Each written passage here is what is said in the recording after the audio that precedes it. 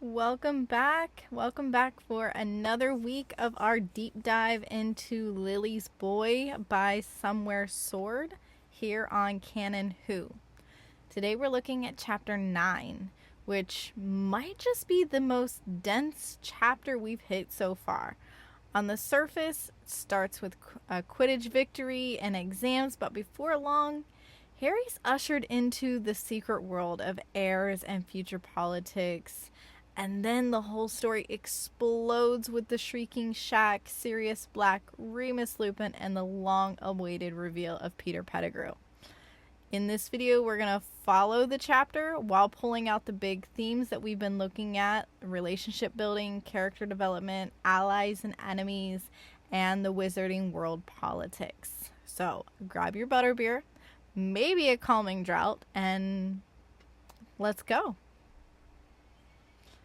So, we begin on a high note. Harry is excited. He's feeling the pleasures of being on the Quidditch team because Gryffindor has won the Quidditch Cup.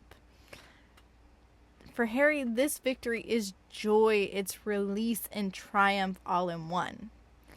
But what's striking is Draco's reaction. Like, yes, he's upset, but instead of sneering or sulking, he kind of catches Harry's eye and flashes a small smile of congratulations.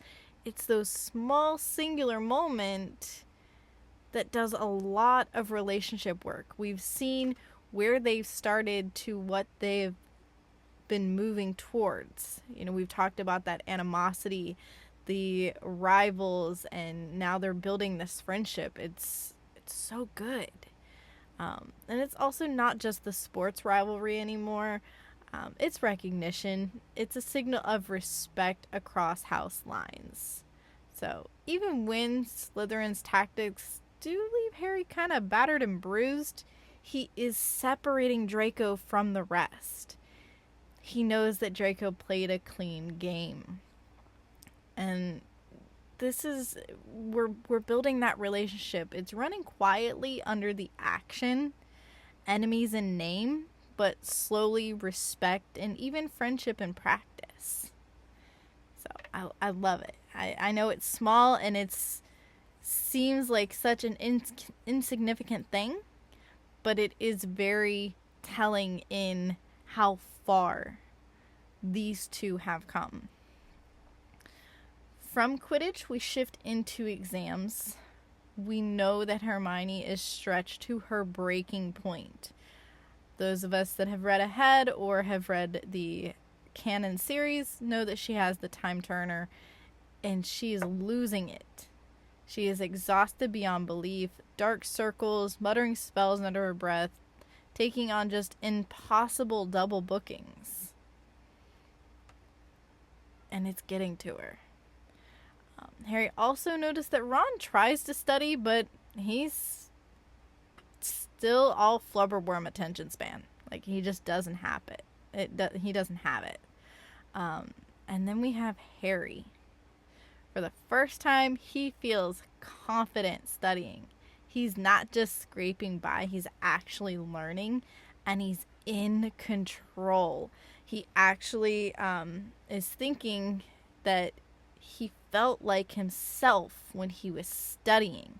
He felt confident in his knowledge. He could focus. And this is big for him. He's pulling it together. The boy who once barely managed homework now feels like himself.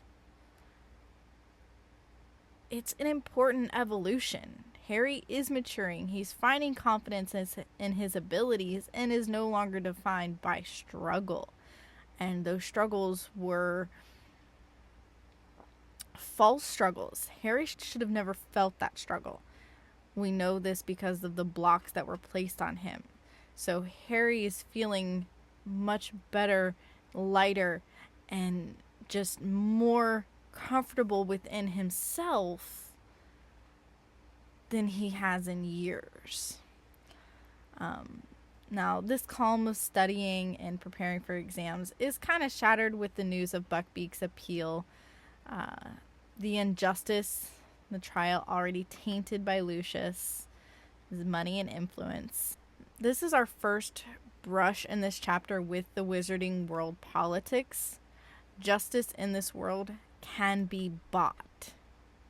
So is it really justice? So we then come to this really pivotal moment. Harry's actually going to go to the library, but Neville pulls him aside like, hey, you come with me? He invites Harry to follow him. We've kind of gotten rid of this clumsy, uncertain Neville, and in his place stands this young man with quiet authority, and he leads Harry to a hidden room. What Harry finds there changes just about everything. This is a gathering of heirs. Susan Bones, Hannah Abbott, Ernie Macmillan, and the Patel twins, Anthony Goldstein, Sullivan Foley, and even Slytherins like Warrington, Greengrass, and Zabini. Whoa, the political relationship building here. These heirs actually all greet with the well met. They reveal themselves as essentially the future Wizengamot.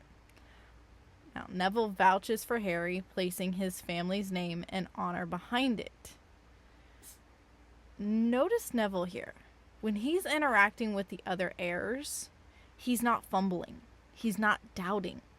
He is composed. He's confident, commanding. And it's just one of the most striking parts of character development that we have seen so far. It is chef's kiss. I love a confident Neville. Now, the heirs explain how the Wizengamot works, so we're learning more about the inheritance rules, proxies, vacant seats, and the complexities of family magic. Like, for example, the twins, the Patel twins, we learn that they are both training for one singular role, and that their family magics choose the heir based on strength, gender, or obscure criteria. And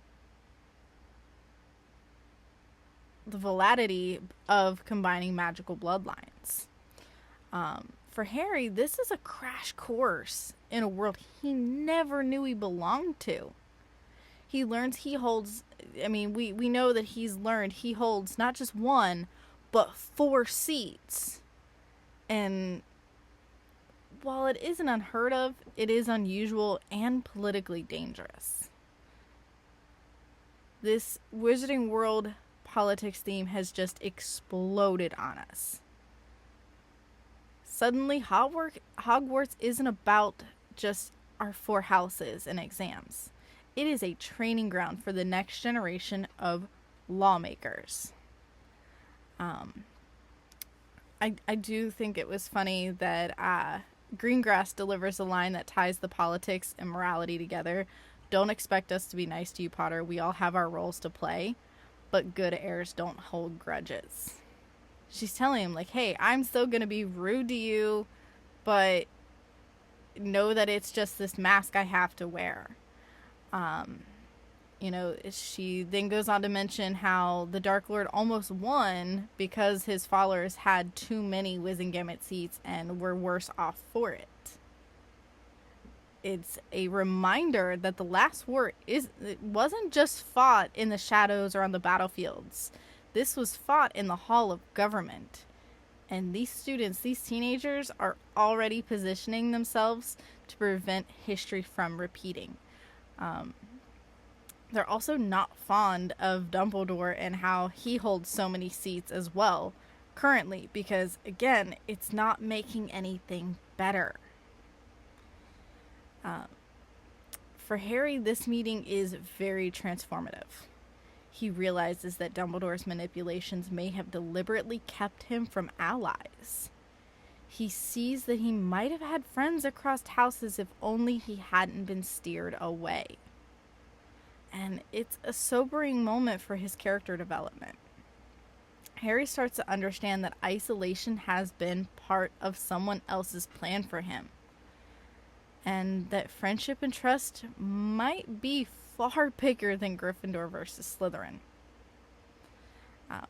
And at the end of the meeting, as they're walking back to Gryffindor, Harry and Neville actually gives a magical oath.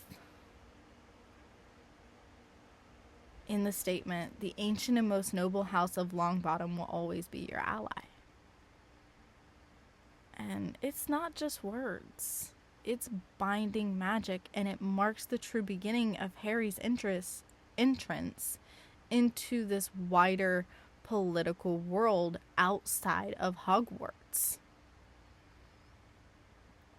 So after that heavy expansion into the world of politics, we actually flow back into school life. Harry tackles exams, intentionally aiming for better, but not best, because he still is trying to fly under the radar. Dumbledore does not know that he's broken the compulsions. Dumbledore still thinks that Harry is none the wiser. So Harry's actually playing it like, yeah, I'm going to avoid suspicion. I'm going to do just a little bit better, but I'm not going to do as good as I could. And it's another mark of Harry's growth. He's not just studying, he's strategizing. Like, he's using that would-be Slytherin mentality and putting it to good use. Now, he excels in DADA classes. He is cheered on by Lupin, who calls him Cub with pride. Harry has found Lupin the supportive mentor that he has always craved. But then, Sybil Trelawney. Chilling moment, perhaps a real prophecy. I don't know. Whether Harry believes it or not, the weight lingers. Prophecies, air, bloodlines. Power manifests in every area. Right. And finally back to poor Buckbeak's execution. Fudge himself shows up, proof that politics can reach down even to Hagrid's hut. It's a bureaucracy wielded as cruelty. Everything boils over when Crookshanks chase Scabbers, who turns out to be alive after all. The chase ends at the Whomping Willow, and suddenly Hermione is drug off by Sirius Black. Well, we don't know that yet. We see the big black dog. This chapter pivots into our allies and enemies, and we have to decide who is with us and who is against us.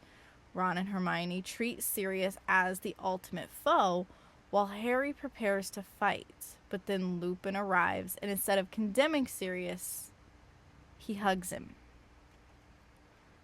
Now, to our golden trio, this looks like a betrayal. Hermione actually screams in outrage. Ron raises his fists, and Harry is torn. Yet, Harry's choice is telling. He doesn't attack. He listens. He's not as sporadic or just ready to face off danger. He listens. And this is part of those blocks and compulsions being taken off of him, allowing this character to develop in action. Harry is learning to look for truth beyond appearances. The revelations cascade. Lupin explains the Marauders' Animagus forms. Sirius swears he never betrayed the Potters. Snape storms in, furious, nearly derails the fragile explanations. After Remus mentions that he stayed quiet because Sirius was his pack, and even after 12 years, he couldn't believe that Sirius would truly hurt Harry. And you can feel the emotion behind Snape's words of, "You swore to me You swore on Lily's memory that you weren't helping him. As he broke into the Shrieking Shack and he put his wand up to Remus and Sirius. It is so deep in emotion. And we kind of get a little bit of a call out in Sirius going really moony, Snivelus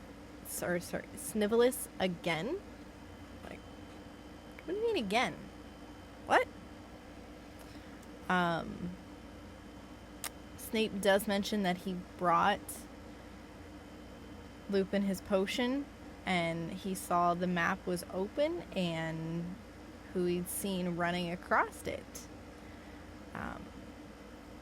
They do try to get Snape to listen, and they eventually do get him to cast the spell to reveal Peter Pettigrew. Lupin, Sirius, and even Snape arrive at one undeniable truth. Scabbers is Peter Pettigrew.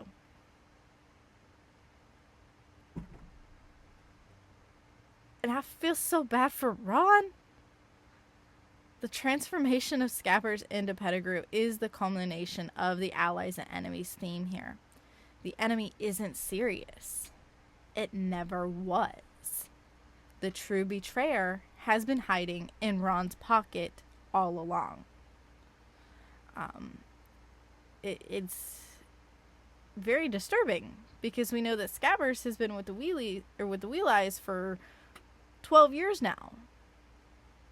And he was first Percy's, then Ron's rat, and Ron let this thing sleep in his bed. I understand he was in an animal form, but let's just be happy that I'm not Molly Weasley and having found out a grown man slept in my child's bed. I really don't like this aspect, and I'm glad that we will be done with Scabbers. This also underscores the corruption of narrative in the Wizarding world. The Ministry declared Sirius guilty without a trial. The Wizarding public swallowed the lie, and Peter Pettigrew was allowed to continue living and going forward under that blindness. And Harry, like the Heirs meeting foreshadowed, is learning how fragile truth and justice really are. Whew. Y'all. So, breakdown for Chapter 9 and what it gives us. In relationship building, Harry with Neville, the Heirs, Lupin, and even the redefined Sirius. As far as our character development, Harry is stepping into confidence and growing ability to question the narratives handed to him. Our other major character development is going to be Neville and his authority and confidence as well. Our allies and enemies are shifting. They're unstable and often reverse of what they seem, with Pettigrew unmasked as the true traitor. And I absolutely love Harry getting to meet the other heirs, learning about the Wizengamot seats from the heirs who have grown up in this society. We've looked at some corrupt ministry dealings and even destiny itself through the prophecy Trelawney gave us. We don't know if it's real or not, but it's there. So, the chapter begins with Quidditch and exams, but ends by ripping the floor out from under us, showing us just how deep the currents of power, loyalty, and betrayal run in this world. Until next time, may your magic serve you well.